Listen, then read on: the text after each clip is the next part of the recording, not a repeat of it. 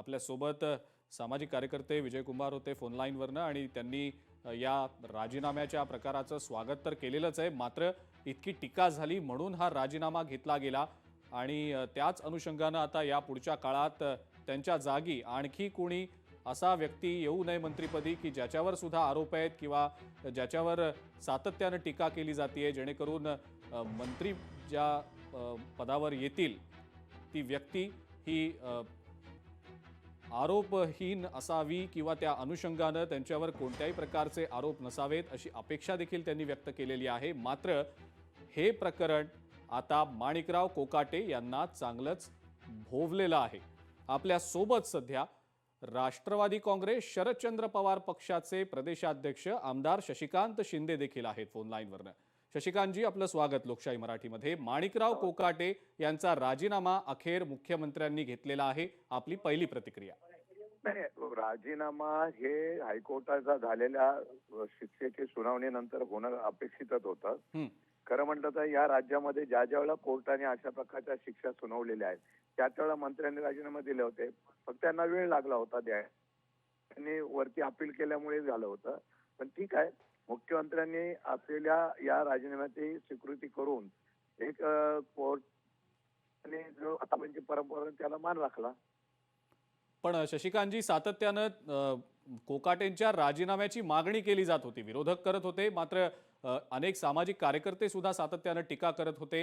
इतके गंभीर गुन्हे असताना सुद्धा अशा प्रकारे कोकाटे मंत्रिपदी कायम कसे असा प्रश्न देखील विचारला जात होता। आता राजीनामा तर घेतला गेलेला आहे, पण हायकोर्टात अजून सुनावणी होणं बाकी आहे, शुक्रवारी ही सुनावणी होणार आहे। कुठंतरी या बाबतीत कोकाटेंना अजूनही दिलासा तर मिळालेला नाहीये, त्यामुळे राजकीय परिस्थिती वेगळी आणि कोकाटेंवर असलेले आरोप आणि त्यांना झालेली शिक्षा हा वेगळा भाग, त्याबद्दल काय वाटतं?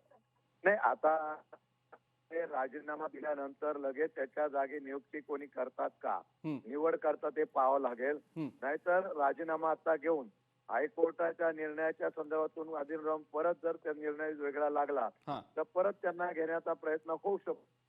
तर मला वाटतं की आता एकदा या बाबतीमध्ये निर्णय घेतला असेल तर आता परत बदललं जाऊ नये अशा प्रकारची अपेक्षा असते। पण शशिकांतजी, सातत्यानं दुपारपासनं अनेक बातम्या देखील येत आहेत की कोकाटेंचा राजीनामा घेतला गेला तर त्या जागी कदाचित माजी मंत्री धनंजय मुंडे यांची वर्णी लागू शकते की काय, आणि या फक्त चर्चा किंवा शक्यताच आहेत, पण असं जर झालं तर काय प्रतिक्रिया असेल तुमची? नाही, अजून तशी चर्चा आहे, जेव्हा नियुक्ती होतील तेव्हा देऊ प्रतिक्रिया। काही झालेलं नाही, आज आपण त्याच्या संदर्भातून बोलणं योग्य ठरणार नाही। ठीक आहे शशिकांतजी, खूप खूप धन्यवाद, आपण लोकशाही मराठीशी बोललात, प्रतिक्रिया दिलीत त्याबद्दल। राष्ट्रवादी काँग्रेस शरदचंद्र पवार पक्षाचे प्रदेशाध्यक्ष आमदार शशिकांत शिंदे होते आपल्यासोबत फोन लाईनवरनं, आणि माणिकराव कोकाटे यांच्या राजीनाम्यासंदर्भात त्यांनी आता प्रतिक्रिया दिलेली आहे। कोकाटेंच्याकडे असलेली जी खाती आहेत ती आता अजित पवार यांच्याकडे असतील। मुख्यमंत्री देवेंद्र फडणवीस यांनी राजीनाम्याची जी शिफारस कोकाटेंच्या राज्यपालांकडे केलेली होती ती शिफारस राज्यपालांनी मंजूर केलेली आहे, मान्य केलेली आहे, आणि त्याच अनुषंगानं तसं पत्र देखील मुख्यमंत्री कार्यालयाला पाठवलं गेलेलं आहे राज्यपालांच्या कार्यालयाकडनं। लोकशाही मराठी ऐका, पहा, जागरूक रहा।